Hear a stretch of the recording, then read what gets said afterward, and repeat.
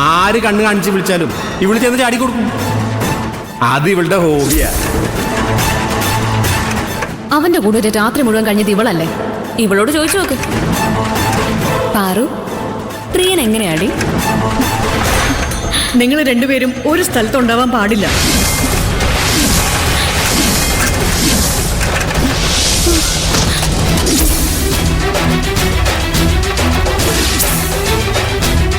അയ്യോ,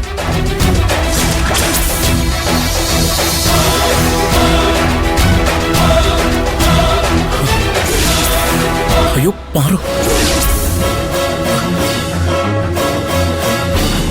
പാറു, മോളെ പാറു, മോളെ കണ്ണു തുറക്ക് പാറു.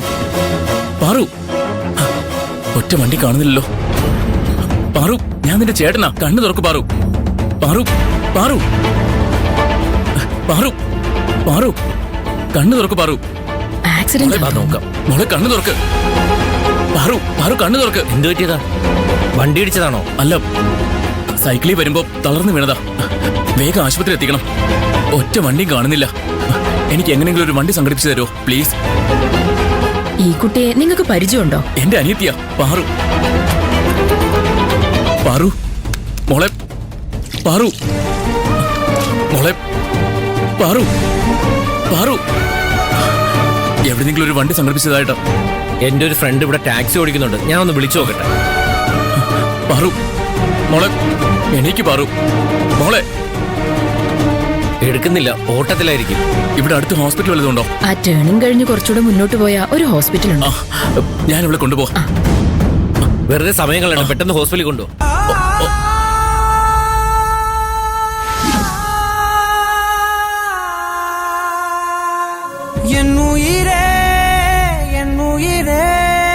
யாவும் நீதானே கண்ணீரண்டில் நீரிந்து பார்வை தந்தாயே உறவென்று சொன்னால் நீதானே உதிரத்தில் ஓடும் பூந்தேனே வரமும் தவமும் நீயே வலியும் மருந்தும் நீயே உயிரினில் கலந்த என் தாயே தங்கோ தங்கோ செல்ல தங்கோ தங்கோ செல்ல தங்கோ தங்கோ செல்ல தங்கோ தங்கோ தங்கோ செல்ல தங்கோ தங்கோ செல்ல தங்கோ தங்கோ சொக்க தங்கோ.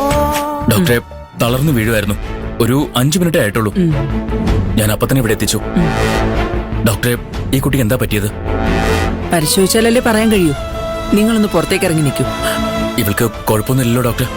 പുറത്തിറങ്ങി നിൽക്കാൻ പറഞ്ഞത് കേട്ടില്ലേ? പുറത്തിറങ്ങി നിൽക്കൂ.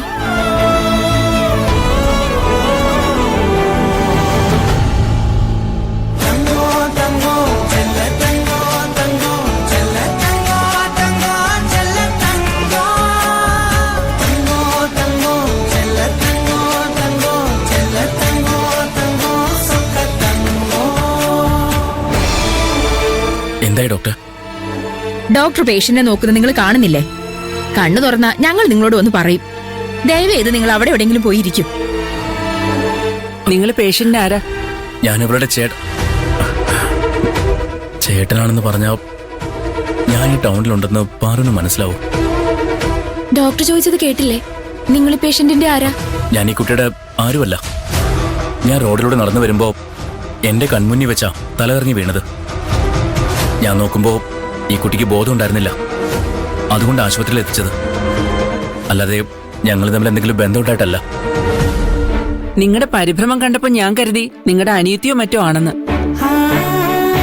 ഒരു പരിചയമില്ലാത്ത കുട്ടിയെക്കുറിച്ച് ഓർത്തിട്ടാണോ നിങ്ങൾ ഇത്രയധികം ടെൻഷൻ അടിക്കുന്നത്? എന്റെ അനിയത്തിയുടെ പ്രായമുള്ള ഒരു പെൺകുട്ടിയല്ലേ. ബോധമില്ലാതെ കിടക്കാൻ തുടങ്ങിയിട്ട് കുറച്ച് സമയമായില്ലേ. അതാ ഒരു ടെൻഷൻ. പേഷ്യന്റിന് ആവശ്യമായ ട്രീറ്റ്മെന്റുകൾ കൊടുക്കാൻ ഡോക്ടറെ അനുവദിക്കണം. ഓരോ 2 മിനിറ്റ് കഴിയുമ്പോഴും ഇങ്ങനെ വന്ന് ഡിസ്റ്റർബ് ചെയ്താൽ ഞങ്ങൾക്ക് ഞങ്ങളുടെ ജോലി ചെയ്യാൻ കഴിയില്ല. Sorry doctor. ഞങ്ങൾ ഇങ്ങനെ ഡിസ്റ്റർബ് ചെയ്യുന്നതിന് പകരം ഈ കുട്ടിയെക്കുറിച്ച് എന്തെങ്കിലും വിവരം കിട്ടുമോ നോക്ക്. എന്നിട്ട് ഇവളുടെ വീട്ടുകാരെ വിളിച്ചിട്ട് ആരോടെങ്കിലും വേഗം ഇങ്ങോട്ട് വരാൻ പറയും.